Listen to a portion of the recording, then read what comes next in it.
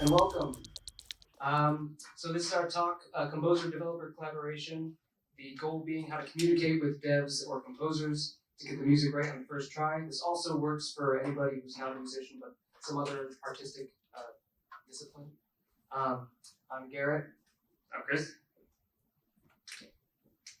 So today we're going to be doing a little bit about us, talking about freelancer and contractor ethos, like how we approach that sphere of working with contractors, or how I like to work as a freelancer. Certain collaboration pitfalls, something that I like to call pre-production, and then which is a word that exists. I didn't make that up. But also working with mood boards, prototypes, some examples of the work we've done, and then if we have time, we'll do a brief Q&A.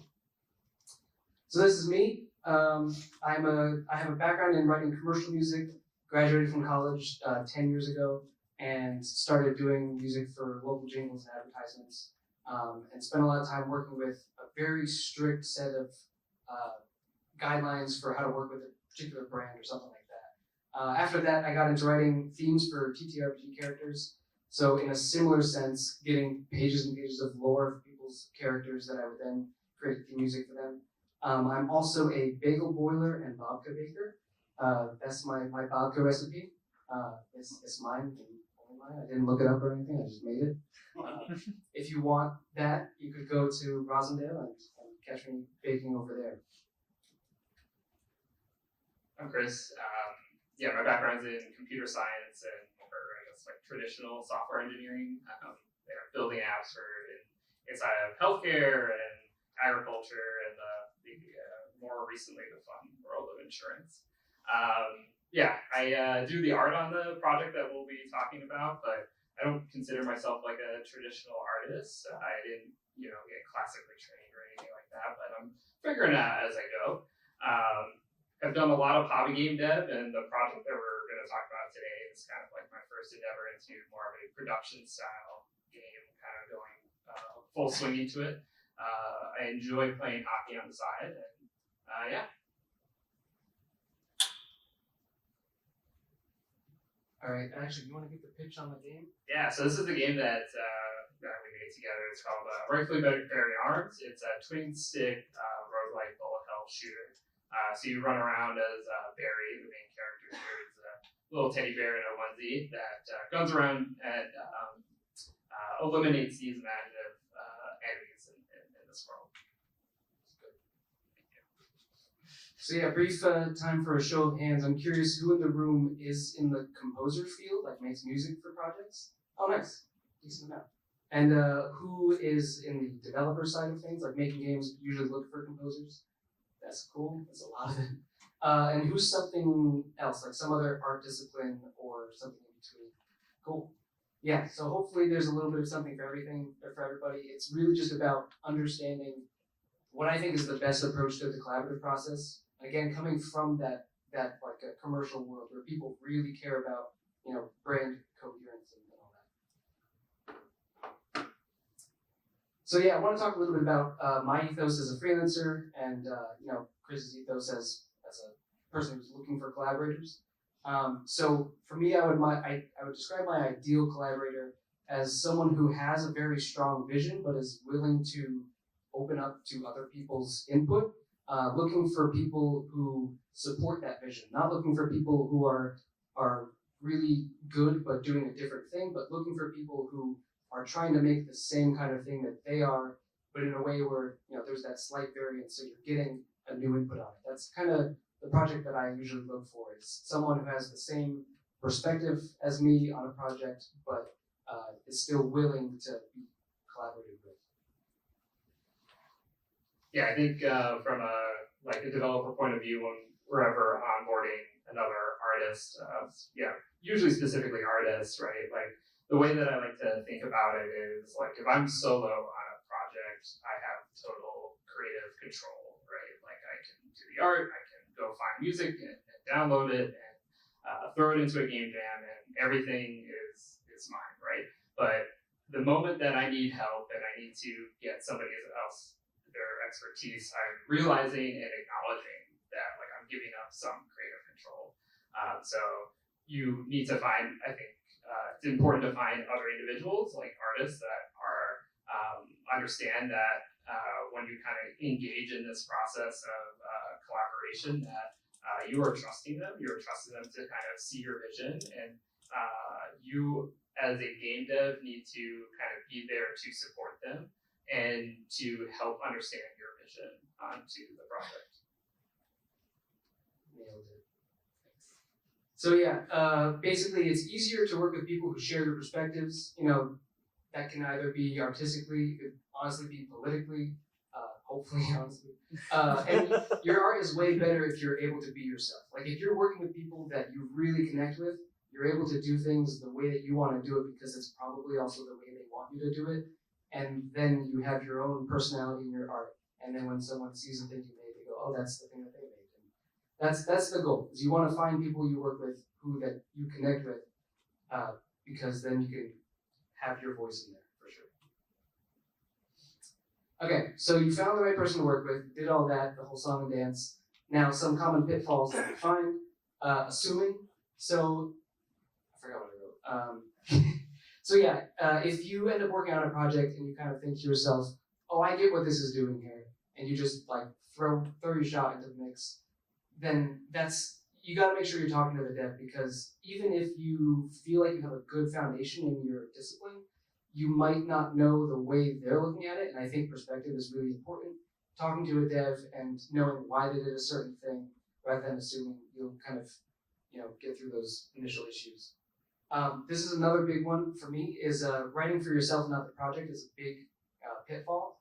And what I mean by that is you might say, oh man, I really want to make an orchestral soundtrack, but this game is like, a cozy gardening sim, and they want like, kind of Nintendo style, like Animal Crossing soundtrack. Maybe I can just shoehorn this in anyway. And like, you should make sure that you're first and foremost sticking with what the project needs. And if there is a way to squeeze that in, make sure you kind of go through all those checkpoints first before you decide on trying that risky thing. And maybe talk about it with the dev too, like, oh, it would be cool if I tried this. And yeah, but make sure you're first and foremost looking at what the project desires. And then for a dev, on my end, I kind of really don't like it. Chris just said this too, this Chris, not this Chris. Just said, I don't like when devs say, yeah, you know what, just go wild, do whatever you want to do, I trust you, it'll be fine. I find that some kind of restrictions usually help me kind of hone in on the best practice or the best deliverable. Yeah, if you want to add to that. Yeah, as a game dev, I love saying go wild, I trust you. Mostly because like when I hire an artist, like that I'm hiring for your expertise and insight, but I do realize and acknowledge like how that sort of like unguarded or like no guardrails can kind of lead to maybe even anxiety about like what you need to turn in. So I think it's so important as game devs, especially when you're onboarding artists, that you kind of give them the right either documentation, collaboration, meet points, checkpoints, things like that. So I think for Garrett and I, we met and we went over the project itself, just like literally going through the game, and then we shared some like artistic visions. We had documents written up of like inspiration from mostly visualizations of what we were going for. So like I didn't have like audio in mind, I guess, not too much, but we went through the artistic vision of like what the visuals that we wanted. And then through that conversation and that collaboration, we were kind of able to nail down what we wanted the game to sound like. So even if you don't necessarily know exactly like you want the visuals or maybe the sound, by going through at least one of like your visions, you can at least get to that point through talking and collaboration. Yeah, we can kind of expand on that with some steps that we took specifically. So yeah, like I said, the word that I invented, pre-production, it's the work that happens before the writing happens. This is something that I think it was like, I was working with Chad once, and he was the first person that said this to me, where he was like, oh yeah, nobody really, like, that I've worked with has done this the way that you do this, where you come in and ask all these questions about the project before actually writing any music. Questions about very specific things that aren't just about the music. And yeah, when he pointed that out, I was like, oh, okay, like, that's a very common practice with the like commercial music kind of world. So I thought it was interesting that for something that is like, fully about adhering to a brand still in a way, this is a new kind of idea. So I think it's a really important thing for a lot of composers and artists to learn about this system of things you can be asking devs that can inform your work. So the things that we talked about, Chris just kind of blew through them a little bit. We talked about the game. What does it feel like to play the game? Like specifically, like how do you want the player to feel when they're playing the game? The art style, I always look at color palette as a big thing because there almost is like a one-to-one of like, these colors visually can be this like timbre musically. There's a lot you can do with that. And then the narrative, what themes are they trying to touch on and why? Why is a big part there. It's you want to know not just the thing they're saying, but like how are they choosing to say it? And yeah, that's another thing that you can very easily turn into a musical idea, just like thematic things that have existed for storytelling generations. And yeah, big point to respect their choices. I often find that like a lot of composers will be like, okay, I'm working with a young dev team or whatever, and they're not really experienced, but I think I know how to do this. You should a lot of people are good at what they do even if they don't know how they're doing it. If they have a thing that they're kind of dead set on, make sure you respect that choice and kind of do your part to, follow up on your end. And yeah, just listen to that. And also starting a conversation, it's a big thing that when you ask about these different things, you're not just saying, cool, so you chose those colors, but you're saying like, oh, so like, what other media do you like that has those that same color palette? Like what does this make you think of? And kind of like keep following up to get a conversation going. Because you want to, at the end of the day, feel like you were there from the beginning with that kind of creation of the game. And then for devs, like, please just over-explain everything. Yeah. Anything you want to add? Yeah, I like to just re-emphasize that, when we met Garrett, I think we had this, like, the first two columns here, the game and the art, pretty well documented, and we could walk him through that process and the decisions behind certain things pretty well. The narrative side, we had a vague idea of like what we wanted. We kind of vibed it out as we worked with you, and actually his process and like his music added to what I think ended up being the final narrative. So like you don't need to know again everything at the beginning to work with an artist, but having some finding that one place in your process or your decisions that you can kind of branch out from can be really important.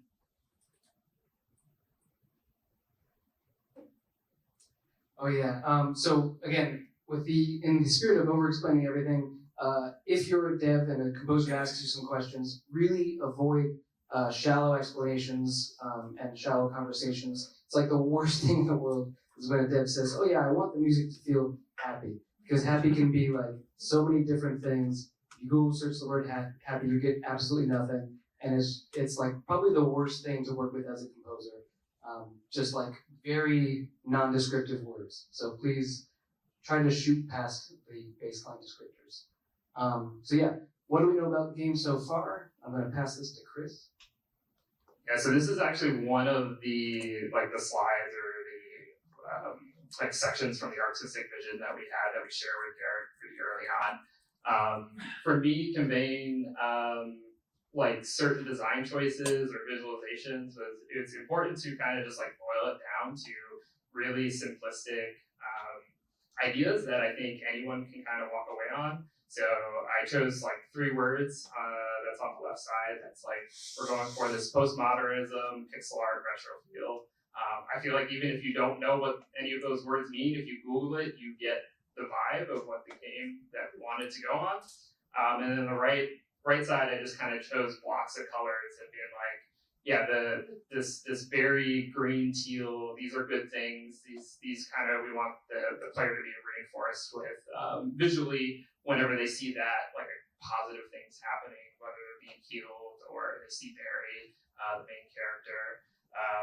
The dark red, purple kind of reinforces bad things to the player, and then we have the background and accents.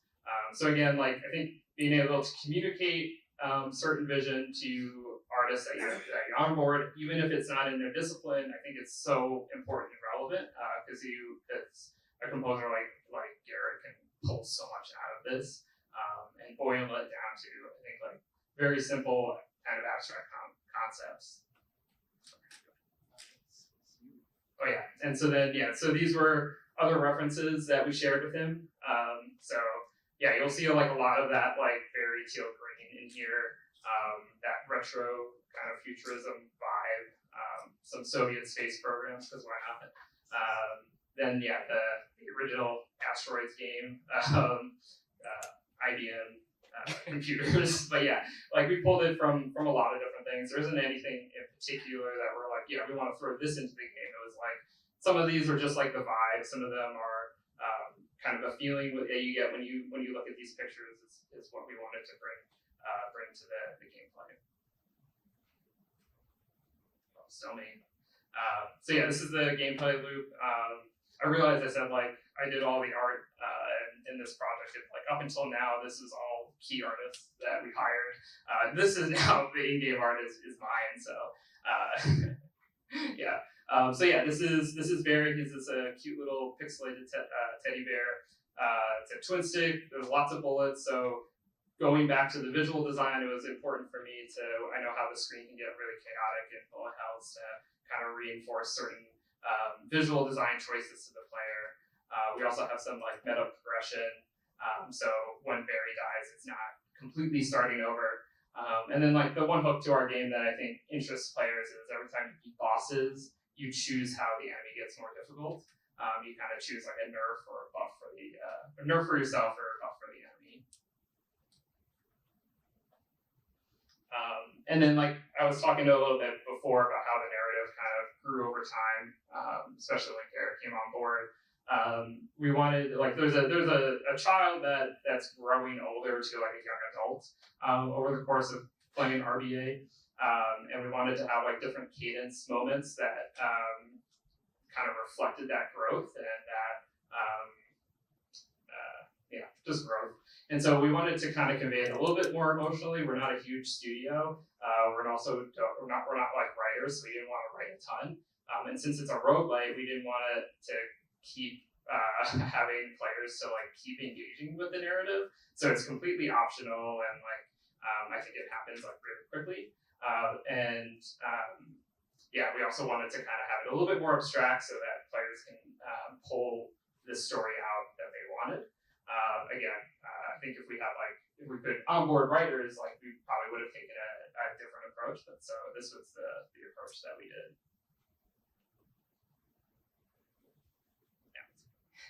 So yeah, with all those details that they provided me, I kind of looked at the color palette, the pixel art style, and kind of thinking about retro ideas, thinking about the narrative being that it's like this child who is using the teddy bear to fight the battles for them. So there's kind of this like ironic twist of like, here's this cute thing that's using like real guns to shoot down enemies.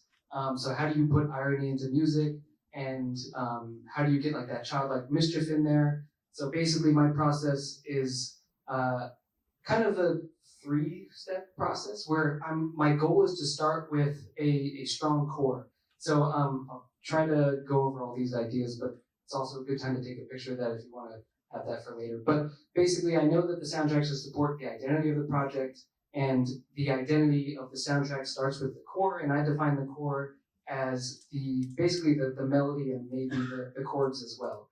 I think that those are two baseline things that you can get a lot out of narratively. Just like a melody can tell a whole story, and chords can also support that story, give context to it. So if I get those two things right, then I should be able to move on from there. And typically I try to avoid all the sometimes literal bells and whistles before I get that core down pat. So what I do after that is then I get that core arranged so that it fits the character of the project. So I have my story within the melody and the context of that story within the chords, but then the vibe of the game is kind of fleshed out with the arrangement, which might be like drums, guitars, singers, whatever it's supposed to be. And then the last step of all music creation is designing how that functions in the game, whether it be an adaptive soundtrack or a simple loop or something like that. All right, so for the music core, these are my literal notes from when I had my first meetings with Chris. So again, avoiding the word happy, I made a whole list of words from our conversation: childlike, mischief, energetic, motivated, nostalgic, anthemic, ironically full of attitude. I try to boil it down into sentences to make sure I understand what Chris is going after. So what I said is that we want the player to feel in on it by hearing the music. The music should contain the depth of characterization of the game. Like it should feel like the player hears the music and they go, okay, I get what this is trying to be. And that's kind of the perspective. And then I also kind of made a summary of like the narrative. So the child's dreams help them unpack their real world experiences as a means to maintain a youthful and positive outlook to the otherwise concerning and difficult surroundings. Because that is something that you can also try your best to capture with music. And yeah, I can unpack more of how that is after this, but if you're not a musician, I'm not going to waste your time. But point being, yeah, all those little details, they end up putting some kind of picture in your head that then you have to do your best to put down on paper in some way. So for me, I literally like sit reading these notes and like enter a David Lynch flow state where I just like try my best to hear something in my head. And as soon as I hear a melody, I don't write the notes, I write a description of what it's doing. And then when I get to that point, I say, okay, this description makes sense. How can I actually put notes to this? Sometimes I might hear actual notes and try my best to find those, but going from ear to keyboard is kind of hard. But yeah, the point being is if you're hearing something in your head, which most people who are in creative disciplines can do that, your point is to kind of like write down what that is going to sound like, just in words. So yeah, I ended up writing down this little melody here and playing it on a piano as a kind of voice memo thing. So this is the literal voice memo from the first version of it. You can hear the Discord sound in the background. Play it. Oh, there it is.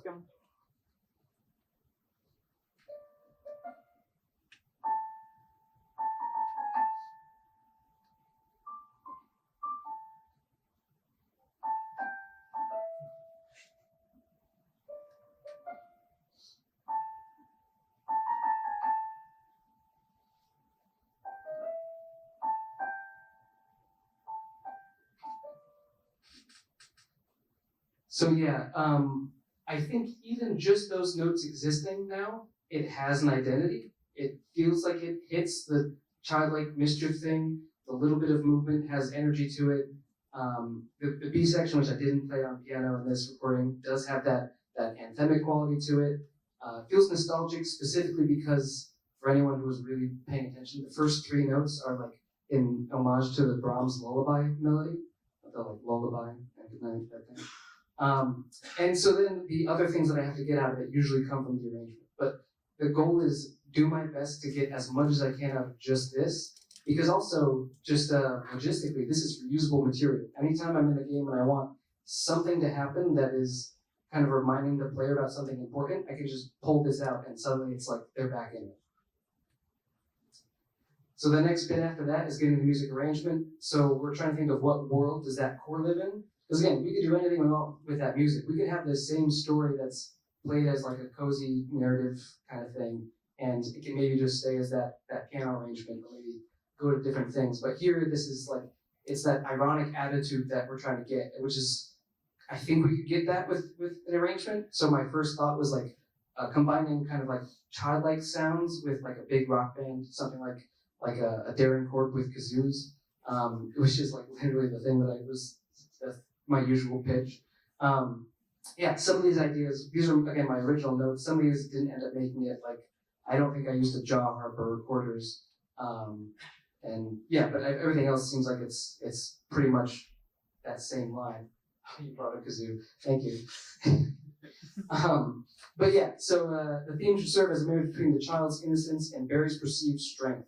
So again, it's like you want those childlike ideas to be there to represent the kind of like overarching character of the story, but like the perceived strength that like basically the way the child sees their teddy bear is kind of what the music should feel like. It's like, wow, look at that teddy bear. He's the guy. That's what the music should feel like. And then I threw in a random note about like maybe what I could do with the drum kit to make it feel more asymmetrical or something, which I think maybe I did that, but yeah, I'm gonna play a trailer for the game, which I apologize for just playing you the trailer to our game, but I think it's a good way to look at all the pieces coming together. So even though it makes me feel like a complete schmuck, bear with me. We're gonna just. So we literally had a conversation of like, should we play a trailer of our game in a game dev talk? And he's like, well, what if we like got some B-roll footage and just kind of put the song over it? I'm like, that's literally a trailer. So, so here we go. This is our trailer.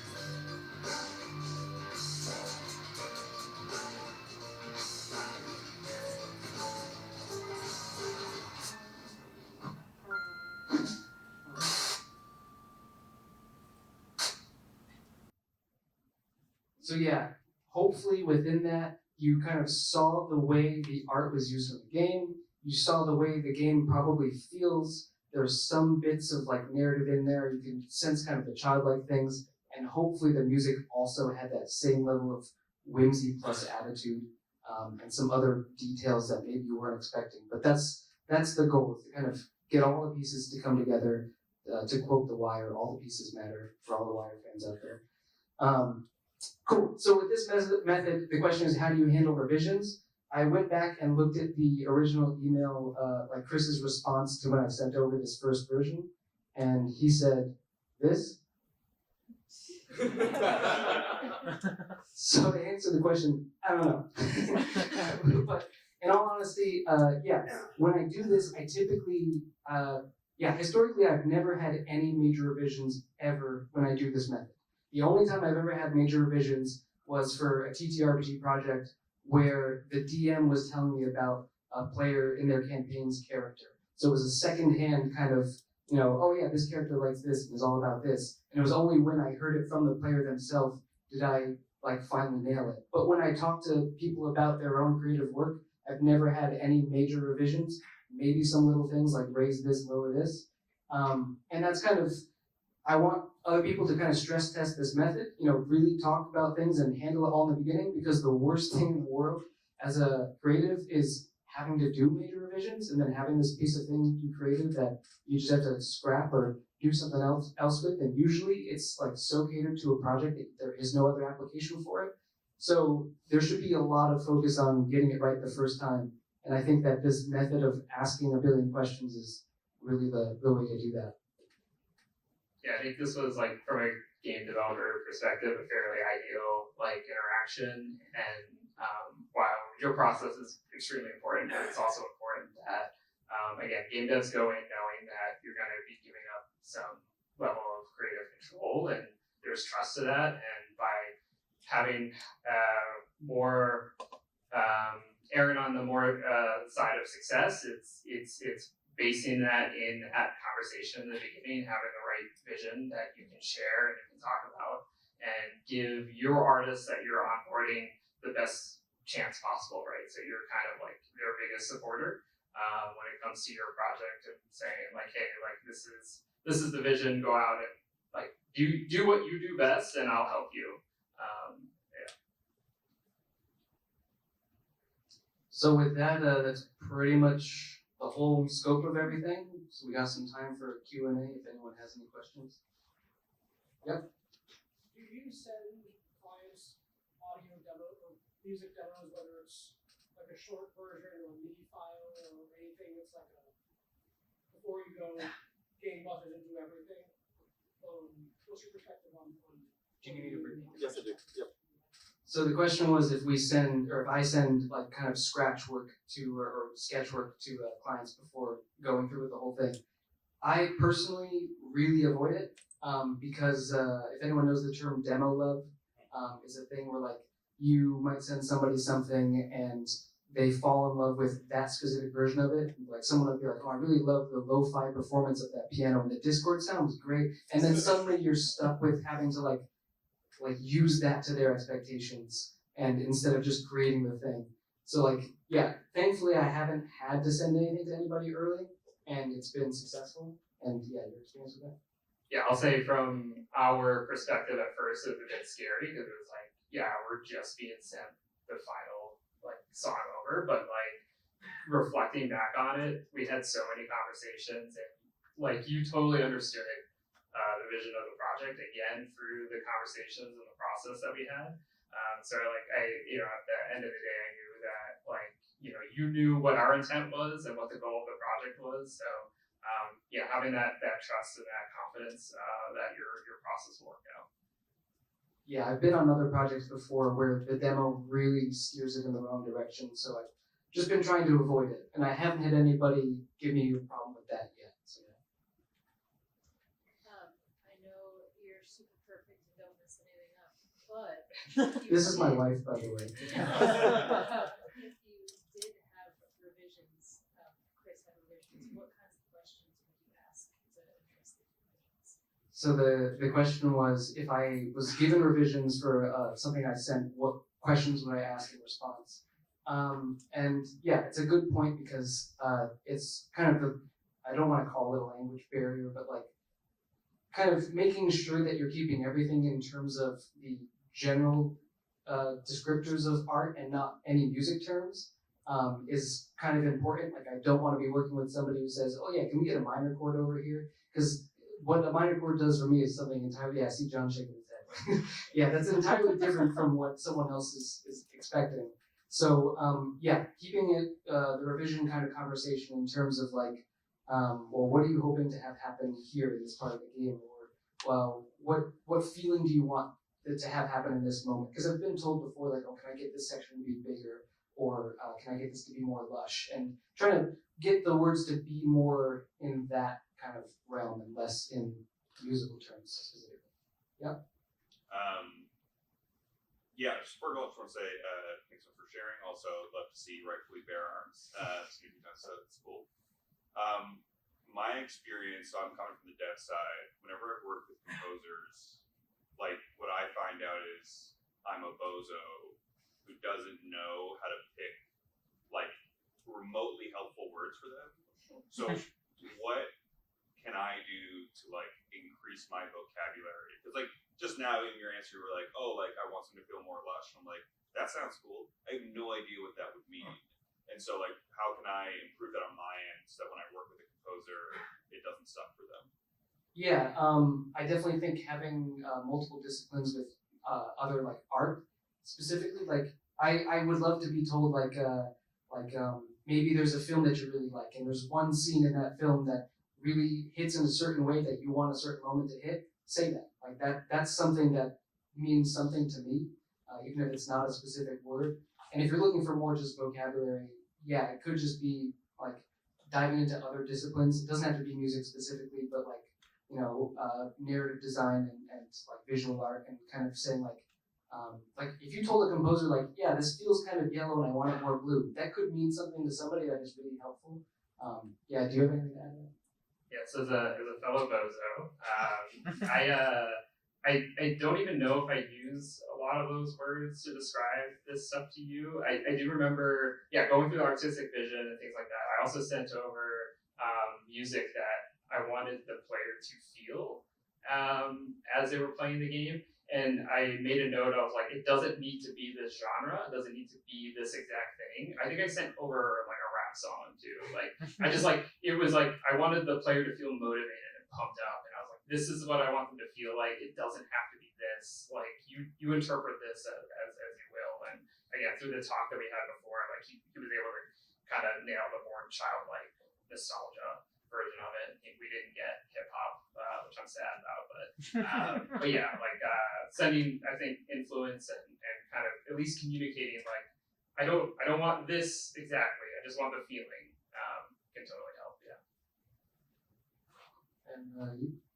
So it sounds like the deliverable was just the sound file. Like, did you was it up to the devs to do the looping and I'm gonna put it in this section of the game? Or did you have those things in your mind, like this track is for this section, this track is for this section? I'm just curious on how that gets cut down, because I mean, there are some composers that are looping and really involved with the game. Some sounds like you just sent the file over, or what was the delivery? So the question was like basically what happens to the music when I send it over, like logistically within the game. How do we communicate that? So for this project, I did all the like Fmod work as well.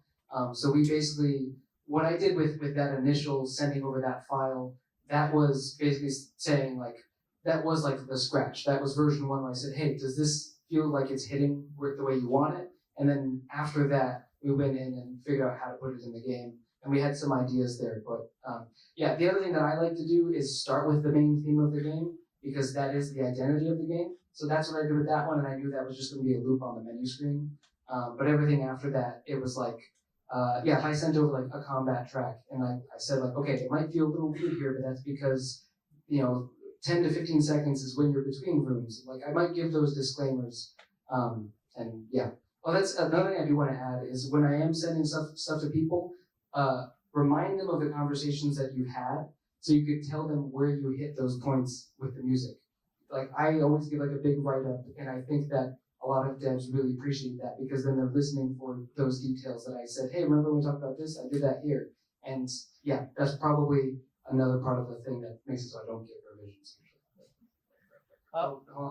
Just one comment to that. So yeah, this was the theme song, and like while we were trying to get the feel and the brand of the game through the theme song, after we did the theme song, and I think we felt like we locked that down. Anytime we did like dungeon songs or anything like that, we weren't really talking about the brand of the game anymore. We were just like, this is the style and the influence of this dungeon and this room, and it just made those conversations so much easier and faster. And then when you sent over files, it was not necessarily the exact song that went in. It was like, here's this layer, here's what happens when the Beary gets below a certain amount of health and things like that.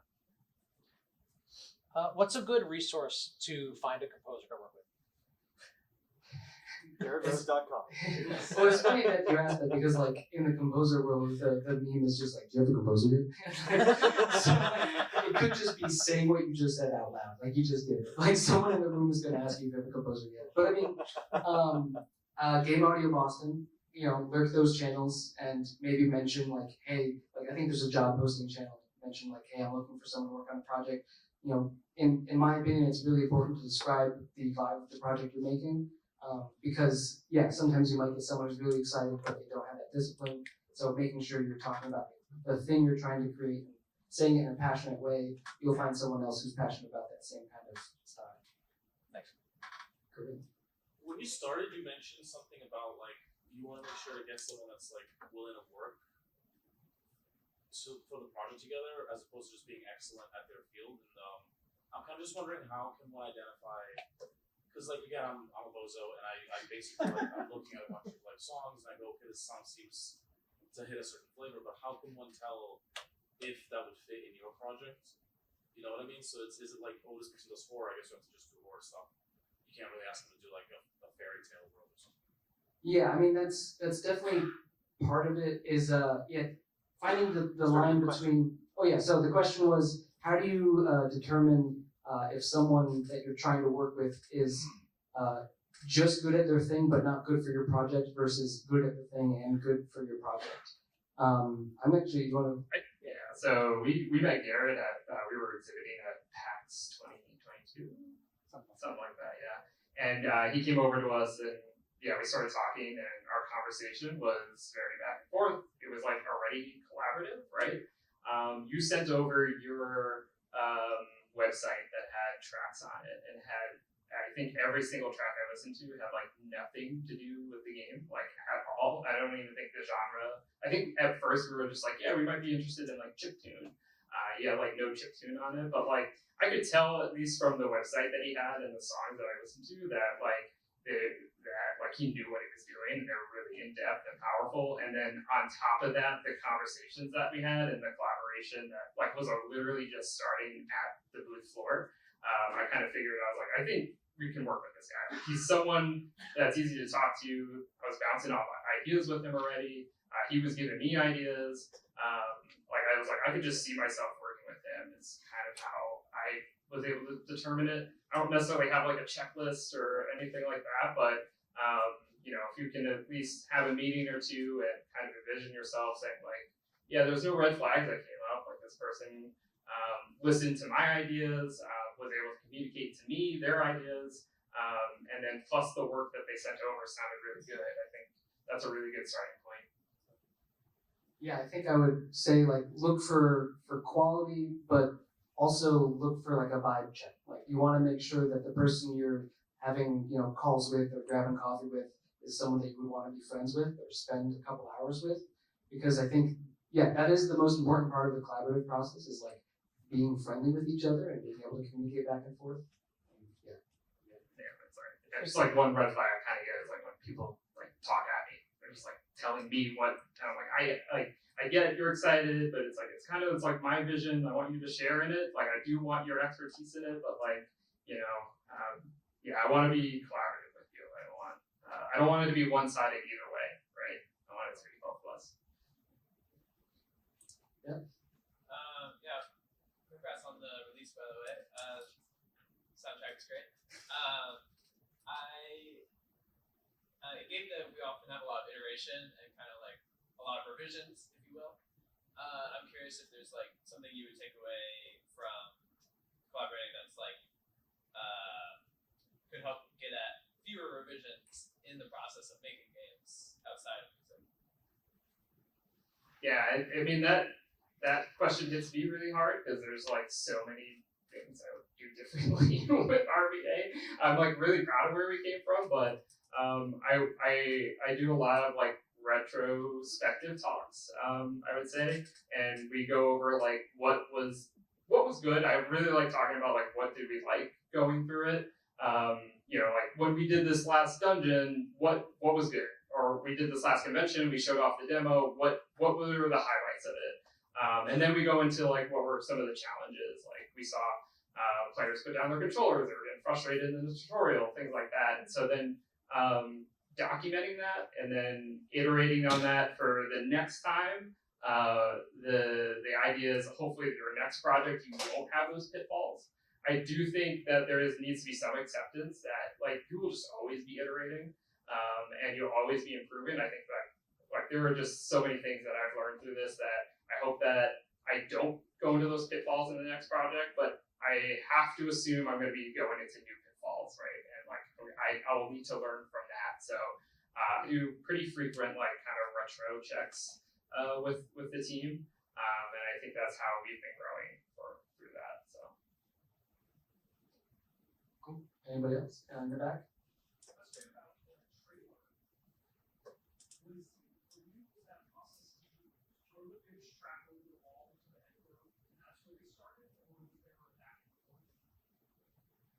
Yeah, so for the trailer specifically, we ended up. Oh yeah, so the question was just the process for the trailer. How did the music end up as the edit for the trailer? So I believe it kind of started with Chris doing a cut of the gameplay to the music, but then we also had an animator come in and do like a little intro and outro, I think, for the trailer. And when that happened, I then also did my own little like fine tuning cut because there were some like little effects that happened when like the CRT effect happens on the trailer and whatnot. So yeah, for me, I was comfortable enough to say, hey, I'm just gonna do this real quick because I knew I could do it quickly and wanted to make sure the music was well represented and the trailer hit in a certain way that sounded like it was not just the soundtrack. But if you're on a project where you think it might require that and you think you might take more time than you'd like, have that discussion and see if they're comfortable with throwing you some cash to do an edit. Cool. Anybody else? Cool. Oh, we have a Well, question? Lisa has a question. So I feel like when I've had deals with, composers, like revisions were probably built into the contract consideration with a certain bound. Given you're so trying to minimize or avoid revisions, does that shape at all the shape of your contracts when you're doing music for games? I don't want clients to not trust me when I give them the contract. So if I say no revisions, like that's definitely a red flag to them. So I think I say like up to 2, but yeah. Which sounds pretty normal. You're just not winding up using them. Yeah, exactly. Yeah, because you want to keep churning stuff out. And if we can avoid that, then it's always an annoying process to do revisions. So just like whatever you can do. Yeah. Cool. All right. Well, thank you for attending the